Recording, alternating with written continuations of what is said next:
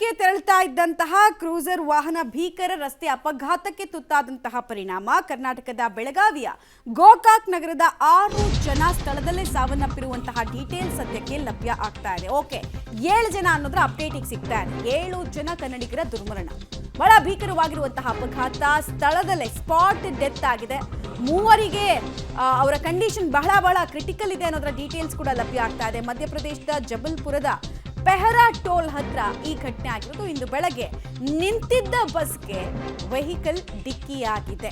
2 ದಿನಗಳ ಹಿಂದಷ್ಟೇ ಗೋಕಾಕ್ನಿಂದ ಮಹಾಕುಂಭಮೇಳದಲ್ಲಿ ಪಾಲ್ಗೊಳ್ಳಬೇಕು ಅಂತ ಪ್ರಯಾಣವನ್ನ ಕನ್ನಡಿಗರು ಬೆಳೆಸಿದ್ರು. ಆದರೆ 10 ಜನರ ಪೈಕಿ 7 ಜನರ ಸಾವಾಗಿದೆ ಅನ್ನೋದರ ಡೀಟೇಲ್ಸ್ ನಿಜವಾಗ್ಲೂ ಕೂಡ ಭಯವನ್ನ ಮೂಡಿಸ್ತಾ ಇದೆ. ಅದರಲ್ಲೂ ಇಂಥ ಘಟನೆಗಳೆಲ್ಲ ಆಲ್ಮೋಸ್ಟ್ ಬೆಳಗಿನ ಜಾವದ ಟೈಮ್ನಲ್ಲೇ ಆಗತ್ತೆ. ನೋಡಿ, ನಿಂತಿದ್ದು ವೆಹಿಕಲ್ಗೆ ಹೋಗಿ ಗುದ್ದಿದ್ದಾರೆ ಅಂತ ಹೇಳಿದ್ರೆ ಮಂಪರ್ನಲ್ಲಿ ಆಗಿರೋದಾಯ್ತು, ಅಥವಾ ಅಲ್ಲಿ ಯಾವುದೇ ಲೈಟ್ ವ್ಯವಸ್ಥೆ ಸರಿಯಾಗಿ ಆಗಿರ್ಲಿಲ್ವಾ, ಮಸ್ಕ್ ಇದ್ದಿದ್ರಿಂದ ಈ ಥರದ್ದಾಯ್ತಾ, ಅಥವಾ ಫಾಗ್ ಎಫೆಕ್ಟ್ನಿಂದ ಏನಾದರೂ ಆಯ್ತಾ, ಈ ಥರ ನಾನಾ ಪ್ರಶ್ನೆಗಳಿದೆ.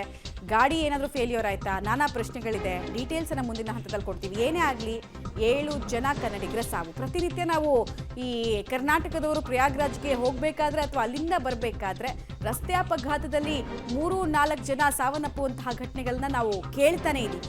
ಇದಂತೂ ಡೆಡ್ಲಿಯೆಸ್ಟ್ ಆಕ್ಸಿಡೆಂಟು. 7 ಜನ ಒಮ್ಮೆಲೆಗೆ ಸಾವನ್ನಪ್ಪಿರೋದು. 2 ದಿನಗಳ ಹಿಂದಷ್ಟೇ ಗೋಕಾಕ್ನಿಂದ ಇವರೆಲ್ಲ ಹೊರಟಿದ್ರು ಅನ್ನೋದು ಗೊತ್ತಾಗ್ತಾ ಇದೆ. ಒಂದೇ ಫ್ಯಾಮಿಲಿಯವರಾಗಿದ್ರಂತೂ ಏಕಕಾಲಕ್ಕೆ ಇಷ್ಟೂ ಜನನ ಕಳ್ಕೊಂಡಂತಹ ಶೋಚನೀಯ ಸ್ಥಿತಿಗೆ ಫ್ಯಾಮಿಲಿ ಬಂದ್ಬಿಡುತ್ತೆ. 3 ಜನ ಕ್ರಿಟಿಕಲ್ ಇದ್ದಾರೆ. ಅವ್ರ ಐಡೆಂಟಿಫಿಕೇಶನ್ ಇನ್ನೊಂದು ಸ್ವಲ್ಪ ಹೊತ್ತಲ್ಲಿ ನಮಗೆ ಗೊತ್ತಾಗ್ತಾ ಹೋಗುತ್ತೆ. ಬಟ್ ಸ್ಥಳದಲ್ಲಂತೂ ಆಕ್ರಂದನ ಮುಗಿಲು ಮುಟ್ಟಿತ್ತು. ಮತ್ತೆ ಅವ್ರ ಪಾಪ ಅವ್ರಿಗೆ ಸಂಬಂಧಪಟ್ಟಂತಹ ವಸ್ತುಗಳೆಲ್ಲ ಇತ್ತಲ್ಲ, ಅದೆಲ್ಲ ಚೆಲ್ಲಾಪಿಲ್ಲಿ ಆಗಿದ್ದು ಕೂಡ ಕಂಡು ಬರ್ತಾ ಇದೆ.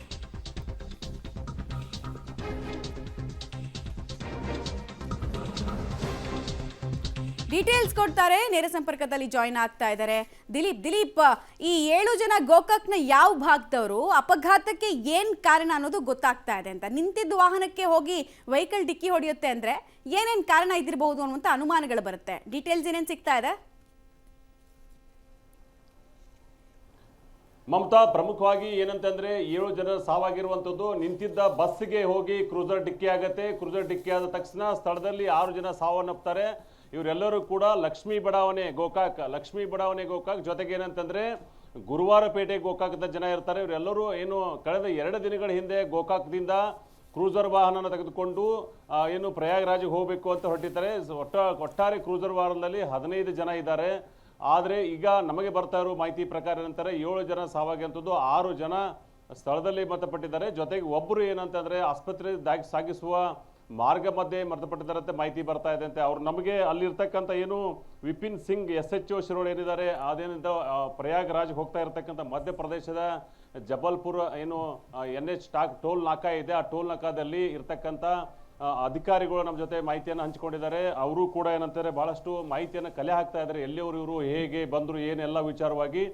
7 ಜನರ ಏನಂತಂದ್ರೆ ಈಗಾಗಲೇ ಸಾವನ್ನಪ್ಪಾಗಿದ್ದು ಮತ್ತು ಇನ್ನೂ 3 ಸ್ಥಿತಿ ಗಂಭೀರವಾಗಿರುವಂಥದ್ದು. ಮತ್ತೆ ಇನ್ನೂ ಆಸ್ಪತ್ರೆಗೆ ತಗೊಂಡು ಹೋಗ್ತಾ ಇದ್ದಾರೆ. ಇನ್ನೂ ಸಾವಿನ ಸಂಖ್ಯೆ ಹೆಚ್ಚಾಗುವ ಸಾಧ್ಯತೆ ಇದೆ ಅಂತ ಹೇಳಿ ಅಲ್ಲಿನ ಪೊಲೀಸ್ ಅಧಿಕಾರಿಗಳು ಬಿಪಿನ್ ಸಿಂಗ್ ಹೇಳಿರುವಂಥದ್ದು. ಮತ್ತೆ ಇವೆಲ್ಲ ವಿಚಾರವಾಗಿ ಇವರು ಪ್ರಮುಖವಾಗಿ ಕಾರಣ ಏನಂತ ತಿಳಿದು ಬಂದಿಲ್ಲ. ನಿಂತಿದ್ದ ಬಸ್ಗೆ ಕ್ರೂಸರ್ ವಾಹನ ಡಿಕ್ಕಿ ಆಗಿರುವಂಥದ್ದು. ಸ್ಥಳದಲ್ಲಿ ಇರ್ತಕ್ಕಂಥ ಡ್ರೈವರ್ ಕೂಡ ಮೃತಪಟ್ಟಿದ್ದಾರೆ. ಮತ್ತೆ ಗೋಕಾಕ್ ನಗರದಲ್ಲಿ ಆಕ್ರಂದನ ಮುಗಿಲು ಮುಟ್ಟಿದೆ. ಈಗಾಗಲೇ ಮಾಹಿತಿ ಬರ್ತಾ ಇರೋದೇನಂತಾರೆ ಯಾರ್ಯಾರು ಹೋಗಿದ್ರು, ಹೇಗೆ ಹೋಗಿದ್ರು.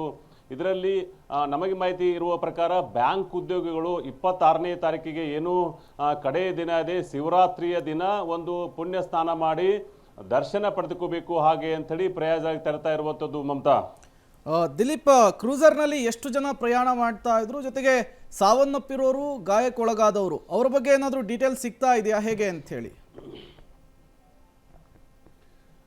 ಹೌದು ಪ್ರೇಮ್, ಪ್ರಮುಖವಾಗಿ ಏನಂದ್ರೆ ಕ್ರೂಸರ್ ಅಲ್ಲಿ ಬೆಳಗಾವಿಯ ಗೋಕಾಕ್ದಿಂದ KA-14 ತಾವು ನೋಡ್ಬೋದು ಆ ಒಂದು ವಿಜುವಲ್ಗಳಲ್ಲಿ, ಚಿತ್ರಗಳಲ್ಲಿ. ಇದು ಗೋಕಾಕ್ದಿಂದ ಹೊರಟಂತ ವಾಹನ 15 ಜನರು ಹೊರಟಿದ್ರು ಹಾಗೆ ಅಂತೇಳಿ. ಎಲ್ಲರೂ ಕೂಡ ಗೋಕಾಕ್ನವರೇ. 15 ಜನರು ವಾಹನ ಮಾಡಿಕೊಂಡು ಇವರೆಲ್ಲ ಬ್ಯಾಂಕ್ ಉದ್ಯೋಗಿಗಳು. ಒಂದು 2-3 ದಿನ ರಜೆಯನ್ನು ಹಾಕಿಕೊಂಡು 26ನೇ ತಾರೀಕಿಗೆ ಇವರು ಒಂದು ದರ್ಶನ ಮಾಡಬೇಕು ಹಾಗೆ ಅಂತೇಳಿ ನಮಗೆ ಈಗ ಬರ್ತಾ ಇರೋ ಮಾಹಿತಿ ಪ್ರಕಾರ 7 ಜನರ ಸಾವಾಗಿರುವಂಥದ್ದು, ಜೊತೆಗೆ 3 ಸ್ಥಿತಿ ಇನ್ನೂ ಕೂಡ ಗಂಭೀರ ಇದೆ. ಅವರು ಅನ್ಕಾನ್ಸಿಯಸ್ ಇದ್ದಾರೆ, ಅವರನ್ನು ಆಸ್ಪತ್ರೆಗೆ ತಗೊಂಡು ಹೋಗ್ತಾ ಇದ್ವಿ ಅಂತೇಳಿ ಸ್ಥಳೀಯ ಅಧಿಕಾರಿಗಳು ಮಾಹಿತಿಯನ್ನು ನೀಡಿದ್ರು. ಮತ್ತೆ ಇನ್ನೊಂದಿಷ್ಟು ಜನರು ಏನೋ ಉಳಿದವರು ಏನಿದ್ದಾರೆ ಅವರು ಒಂದು 2-3 ಜನ ಹೊರತುಪಡಿಸಿ ಅವ್ರಿಗೂ ಕೂಡ ಗಂಭೀರ ಗಾಯ ಆಗಿದೆ ಅಂತೇಳಿ ಸ್ಥಳೀಯ ಆಸ್ಪತ್ರೆಗೆ ಏನೋ ದಾಖಲು ಮಾಡಲಾಗಿದೆ ಮತ್ತು ಹೆಚ್ಚಿನ ಚಿಕಿತ್ಸೆ ಕೊಡಿಸಬೇಕು ಹಾಗೆ ಅಂತೇಳಿ ಅಲ್ಲಿಂದ SP ಅವರು ಕೂಡ ಮಾಹಿತಿಯನ್ನ ರವಾನೆ ಮಾಡಿದರೆ ಅಧಿಕಾರಿಗಳ ಸಿಬ್ಬಂದಿಗಳಿಗೆ ಒಂದು ಮಾಹಿತಿಯನ್ನು ಕೂಡ ಕೊಟ್ಟಿರುವಂಥದ್ದು. ಓಕೆ ದಿಲೀಪ್, ಹಾಗೆ ಸಂಪರ್ಕದಲ್ಲಿರಿ, ಮತ್ತಷ್ಟು ಡೀಟೇಲ್ಸ್ ಅನ್ನ ನಿಮ್ಮಿಂದ ಪಡಿತಾ ಹೋಗ್ತೀವಿ.